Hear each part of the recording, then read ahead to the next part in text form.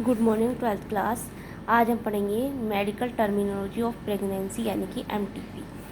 Internationally और voluntary termination of pregnancy before full terms is cold, यानी कि medical termination of pregnancy हम इसको बोलते हैं। इसको क्या बोलते हैं, अबॉर्शन भी बोल सकते हैं। ठीक है, तो हम इसको बताएंगे कि in 45 to 50 million MTPs are perform in year all over the world, यानी कि ये क्या कहना चाहता है, हर साल पूरे संसार में ऑल वर्ल्ड में 45 to 50 मिलियन जो है प्रेगनेंसी जो है उन वो क्या कहते हैं अबॉर्ट होती है। उसमें से 1/5 of total number of conceived pregnancies in a year whether to accept या legalize MPTP or not is being debated upon the countries due to emotional, ethical, religious and social issues। ये क्या कहता है कि इनमें से जो 1/5 है, इसकी जो 1/5 पार्ट है वो प्रेगनेंसी कहते हैं या तो एक्सेप्ट नहीं की जाती, ये लीगलाइज की करवाई जाती है क्योंकि किस बेस पर, कि या तो इमोशन के बेस पर या एथिक्स के बेस पर या रिलीजियस के बेस पर या सोशल इश्यूज़ के बेस पर। Government of India legalise MTP 1970 with some strict. अब ये क्या कहता है कि जो हमारी इंडियन गवर्नमेंट है उन्होंने 1971 में जो अबॉर्शन था उसको लीगल किया, बट कुछ स्ट्रिक्ट उन्होंने क्या दी, अब वो कंडीशंस दी इसके मिसयूज़ को रोकने के लिए। सच रिस्ट्रिक्शंस क्या थी, all are the more important in discrimination and illegal female foeticide which are reported तो इन द इंडिया। यानी कि कहता है इसमें सबसे इम्पोर्टेंट क्या थी कि भाई जो फीमेल बच्चा था, मतलब बच्चा होता है कि फीमेल है कि है, उसके फीटस को रिपोर्ट की सबसे ज़्यादा थी, वो इलीगल था और उसको क्या करा, रोका गया। Why MTP। अब ये कहता है कि भाई MTP की ज़रूरत ही क्यों है, मेडिसिनल टर्मिनोलॉजी प्रेगनेंसी की यानी कि इंड्यूस अबॉर्शन की।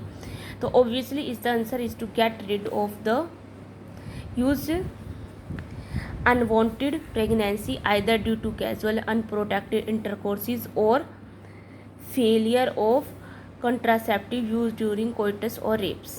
अब ये क्या कहते हैं, क्यों ज़रूरत पड़ी, तो ये क्या कहना चाहते हैं भाई, इसका आंसर यही है कि या तो अनचाही प्रेगनेंसीज हो गई हो भाई, प्रोटेक्ट नहीं हो इंटरकोर्सेस में, या फिर क्या हो कॉन्ट्रासेप्टिव्स जो यूज़ किया है उनमें कोई प्रॉब्लम हो गई हो, वे फेल हो गए हो, या फिर ड्यूरिंग द रेप के टाइम पर। MTPs are also essential certain cases which continuation of the pregnancy could be the harmful even fatal either to the mother or fetus or both। यानी क्या कहता है, इसके अलावा जो मेडिकल टर्मिनेशन है प्रेगनेंसी की, ये उन केसेस में भी यूज है जब या तो की जाती है जब कंटिन्यू करते हैं प्रेगनेंसी, तो या तो मदर को कोई दिक्कत हो या बच्चे को कोई दिक्कत हो या फिर दोनों को ही क्या हो, नुकसान हो, उस टाइम पे भी क्या बोलते हैं कि आप प्रेगनेंसी को क्या कर दो, टर्मिनेट कर दीजिए। MTPs are consider relatively safe during the first trimester. ये क्या कहते हैं, जो अबॉर्शन है वो सिर्फ फर्स्ट ट्राइमेस्टर होता है, उसी में क्या होता है, रिलेटिवली सेफ होता है। अब क्या कहते हैं, जो प्रेगनेंसी होती है इसको अब हम 3 ट्राइमेस्टर में बांटते हैं, यानी कि फर्स्ट 3 मंथ, नेक्स्ट 3 मंथ जो होते हैं 4th to 6th उनको हम सेकेंड ट्राइमेस्टर बोलते हैं, और थर्ड ट्राइमेस्टर होता है 7th to 9th का। तो ये क्या कहते हैं, फर्स्ट ट्राइमेस्टर यानी कि फर्स्ट 3 मंथ में आप प्रेगनेंसी को क्या कर सकते हैं, अबॉर्ट कर सकते हैं। 12 weeks of pregnancy, second trimester abortion are much more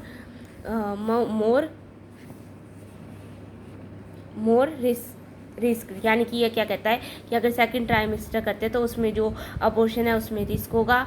One distributing trend observed is the majority of MTPs are illegal by unqualified quacks, whether which are not only unsafe but could be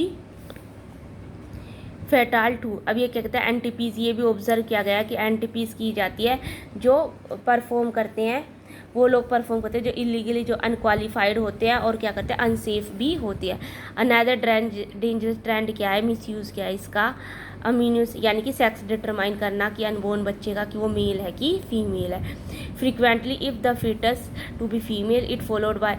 अब ये क्या होता है, जैसे हमें India में पता है कि जैसे ही अगर फ्रीक्वेंसी अगर मेल है कि फीमेल पता चल जाता है तो क्या कर जाता है, अबॉर्शन करवा दिया जाता है। तो इसका ये भी एक मिसयूज़ हो रहा है। Such practice should be avoided because these are dangerous both. ये क्या कहते हैं, ये बहुत डेंजरस होता है किसके लिए, मदर के लिए भी और बच्चे के लिए भी। Effective counselling on the need to avoid unprotected, सबसे ज़्यादा क्या है कि काउंसिल की जाए कि भाई अनप्रोटेक्टेड कोइटस ना हो और रिस्क जो है फैक्टर के इलीगल अबॉर्शन के वे भी क्या करें रुक जाए, as well as providing more health care facilities जो है प्रोवाइड की जाए जो could reverse the mention unhealthy trend को क्या कर दे, पलट दे। नेक्स्ट है आपका सेक्सुअल ट्रांसमिटेड इन्फेक्शंस। अब आपको पता है कि जैसे ही इन्फेक्शन अकर करता है, कोइटस होता है, तो कुछ सेक्सुअल ट्रांसमिटेड डिजीज़ भी अकर करते हैं। इन्फेक्शंस और diseases which are transmit through the sexual intercourse are collectively called sexual transmitted infection. और वेनरेबल डिजीज़ भी उनको बोलते हैं जो फैलती हैं एक से दूसरे में। और रिप्रोडक्टिव ट्रैक्ट इन्फेक्शन भी उनको बोल सकते हैं। Gonorrhoea, syphilis, genital herpes, chlamydia और genital warts, trichomoniasis, hepatitis B, और ये सभी डिजीज़ क्या are the most discussed infection in the recent years, ये जो आजकल होते हैं। HIV leading to AIDS are some of the common क्या है, सेक्सुअल ट्रांसमिटेड डिजीज़ है। Among this HIV infection is most dangerous है। ये हम क्या करें, आपका जो चैप्टर 8 है उसमें हम डिस्कस करेंगे, इसको डिटेल में पढ़ेंगे।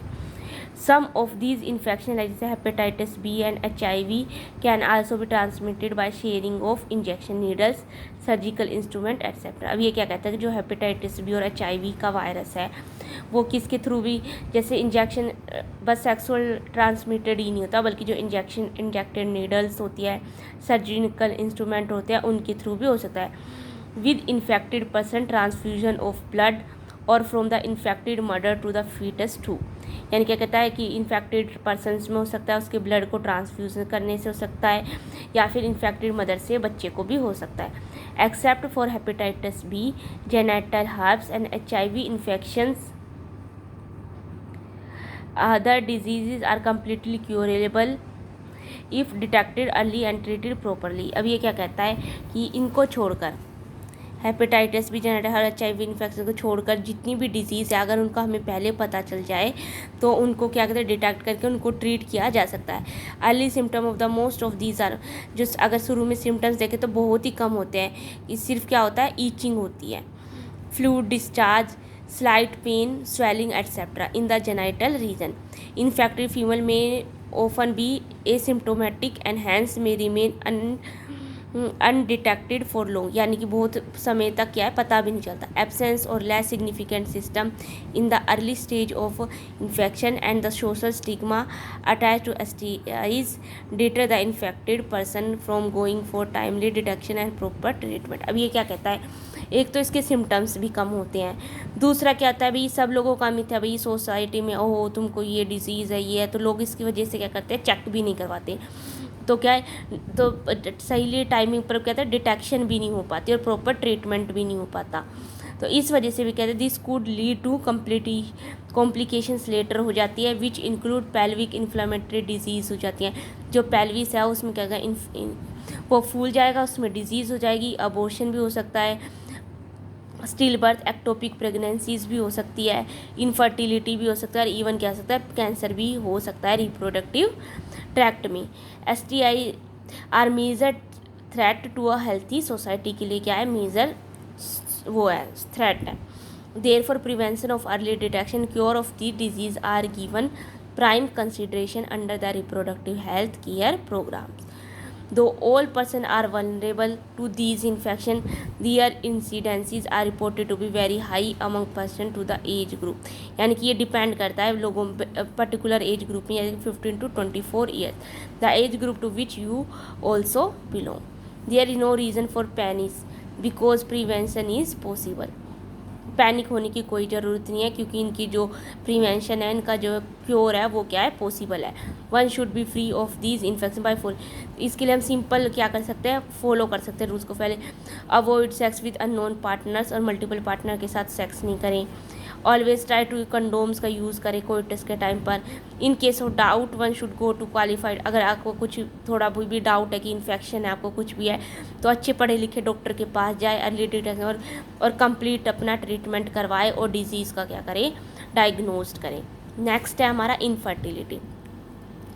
अ discussion on reproductive health is incomplete without a mention of infertility. ठीक है, इसके बिना क्या अधूरा है। Large number of couples are all over the world है, किस में छोड़ के इंडिया में भी इसको इंक्लूड करें तो जो क्या इनफर्टाइल है, यानी कि बच्चे पैदा नहीं कर सकते। That is they are unable to produce children in spite of unprotected sexual cohabitation, यानी कि ये क्या कहते हैं कि अनप्रोटेक्टेड को सेक्सुअल को वे क्या है इनफर्टाइल है। The reason is for this could be many यानी कि रीजन कुछ भी कभी फिजिकल प्रॉब्लम हो, कंजेनाइटल डिजीज़ हो जाए, डिजीज़ हो, ड्रग्स हो, इम्यूनोलॉजिकल हो, या फिर साइकोलॉजिकल भी प्रॉब्लम्स क्या हो सकती है। In India often the female is, अब ये क्या कहता है कि इंडिया में हमेशा फीमेल को ही ब्लेम किया जाता है कि भी बच्चे पैदा नहीं हो रहे, तो चाहे उसमें क्या हो, मेल में ही प्रॉब्लम क्यों ना हो। But more often than note the problem lies in the male partner also, यानी कि जरूरी कि भी अगर मेल पार्टनर में भी प्रॉब्लम हो तो क्या कहते हैं फीमेल को ही दोष दिया जाता है। Specialised health care units in fertility clinics could help in diagnosis and corrective treatment.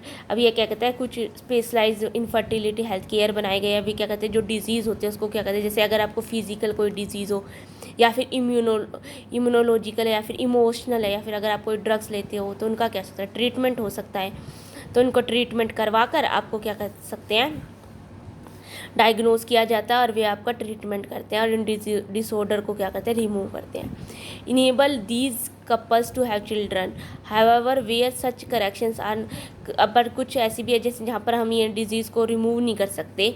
The couples could be assist to have children through certain special techniques के थ्रू भी क्या करते हैं बच्चे को कर सकते हैं, जैसे कि असिस्टेड रिप्रोडक्टिव टेक्नोलॉजीज़ उनको बोलते हैं, यानी कि ART। इनमें फर्स्ट है आपका in vitro fertilization. In vitro fertilization में क्या होता है, fertilization outside the body is almost similar condition as the body, यानी कि IVF में जो हमारी इनसाइड बॉडी जो कंडीशन है वही आउटसाइड क्रिएट की जाती है। उसके बाद एम्ब्रियो को ट्रांसफ़र किया जाता है और is one of the such method में। इन दिस मेथड पॉपुलरली इसको बेसिकली क्या बोलते हैं टेस्ट ट्यूब बेबी भी बोलते हैं, क्योंकि टेस्ट ट्यूब में इसको किया जाता है। इसमें ओवा from the wife donor female से लेता है और स्पर्म फ्रॉम द हस्बैंड या फिर डोनर मेल से लेकर उनको कलेक्ट करके उनकी जाइगोट किया जाता है। जाइगोट फॉर्मेशन होने के बाद अंडर स्टिमुलेटेड कंडीशन लेबोरेटरी में जाइगोट और अर्ली एम्ब्रियो को जब क्या होता है 8 ब्लास्टोमियर स्टेज पर होता है उसको फिर फैलोपियन ट्यूब में जो तो फीमेल किया उसमें ट्रांसफ़र कर देते हैं। इसको क्या जेडाइप्टी यानी कि जाइगोट इंट्रा फैलोपियन ट्रांसफ़र भी बोलते हैं। And the embryo with more than 8 blastomere into the uterus, यानी कि या तो जाइगोट को डालते अगर एम्ब्रियो को डाल रहे तो उसको कहाँ डालते हैं यूट्रस में डालते हैं, उसको बोलते हैं IUT यानी कि इंट्रा यूट्राइन ट्रांसफ़र बोलते हैं, कर देते हैं। उसके बाद to complete its further development, वहाँ पर ये कहते हैं अपनी कंप्लीट कर लेते हैं डेवलपमेंट को। Embryo formed by in vivo fertilization यानी कि फ्यूजन और gamete within the female also could be used for such transfer to as those female who can not conceive, यानी कि इन विट्रो होता है या टेस्ट ट्यूब, इन वीवो होता है बॉडी के अंदर, यानी कि क्या करते हैं कुछ मदर्स में क्या कर देते हैं एम्ब्रियो को इन वीवो फर्टिलाइजेशन करवा देते हैं, गैमिट फीमेल के अंदर हो गया। उसके बाद क्या है दूसरी मदर में जो कंसीव नहीं कर पाती उसमें इसको क्या कर देते हैं ट्रांसफ़र कर देते हैं। Transfer of an ovum collected from a donor into fallopian from the fallopian tube for of another female who can produce one but can provide suitable environment for fertilisation.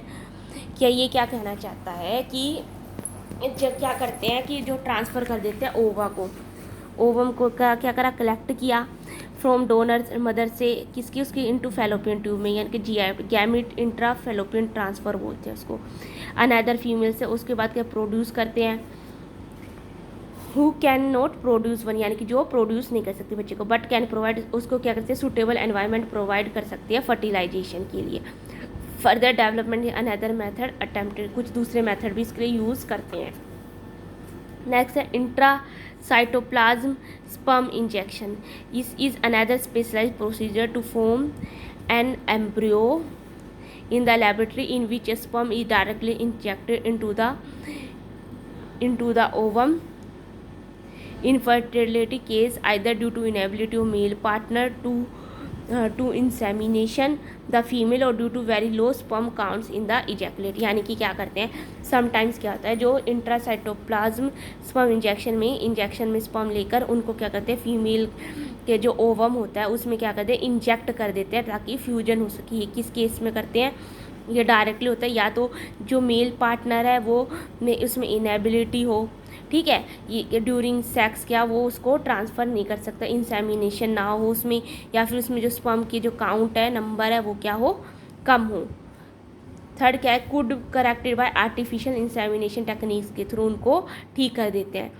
In this technique the semen collected either from the husband or healthy donor is artificially introduce either into the vagina or into the uterus of the female. यानी कि क्या कहता है, इस technique में क्या कर देते हैं, या तो हम हस्बैंड का ही ले लेते हैं जिसके लो स्पर्म है, या फिर किसी हेल्थी डोनर है उसका स्पर्म लेकर उसको डायरेक्ट वजाइना में या फिर यूट्रस में डाल देते हैं, और वहाँ पर क्या फीमेल के, और फिर कहते हैं कोई वो हो जाता, जाइगोट की क्या हो जाती है, फॉर्मेशन हो जाती है। दो ऑप्शंस आर मैनी, यानी कि ये क्या कहते हैं, बहुत सारी टेक्निक्स है। ऑल दीज टेक्निक्स रिक्वायर कहते हैं एक्सट्रीमली हाई प्रिसाइजन, यानी कि हाई क्या हो, प्रिसाइज, यानी कि किसी तरह की गलती होने के चांसेस ना, हैंडलिंग बाय स्पेशलाइज प्रोफेशनल्स इनको करते हैं, एंड एक्सपेंसिव इंस्ट्रूमेंट, यानी कि बहुत सारे जो महंगे इंस्ट्रूमेंट इसमें लगते हैं।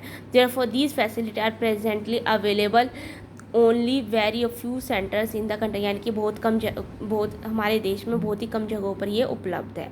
Obviously their benefit is affordable only.